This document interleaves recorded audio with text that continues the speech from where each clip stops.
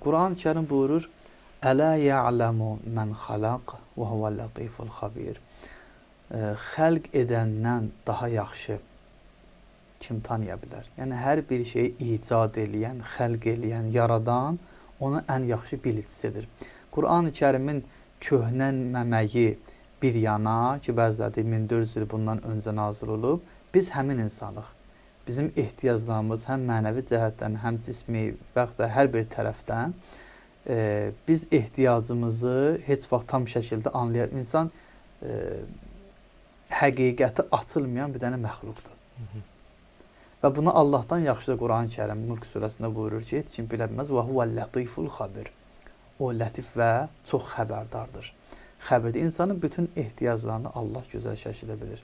Və mümkün deyil ki, Allah Taala Quran-ı Kərimi nazil eləyəndə hansısa bir ümməti, hansısa bir qövmü nəzərdə tutsun və ona uyğun bir söz desin. İnsanlar hər bir zamanda nəyə ehtiyaclıdırlarsa Quran-ı Kərim ondan xəbər verib. Onun üçün Quran-ı Kərim heç vaxt köhnəlməyəcək heç və hər bir zamanda siz qeyd elədiyiniz kimi yenilənməkdədir. Bu mənada ki, insan öz ehtiyaclarını anladıqca Quran-ı Kərimi daha yaxşı başa düşmüş olur.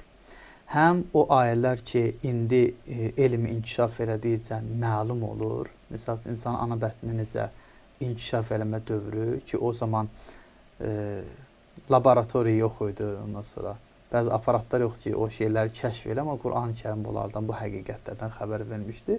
Bunlar Quran-ı Kərimin sirlərinə daha çox vaqif olmağımızdan ötəri belə deyə də zaman bizə Quranı köhnəltmir heç. Əksinə biraz da Quran-ı Kərimi başa düşməyə də kömək eləyir.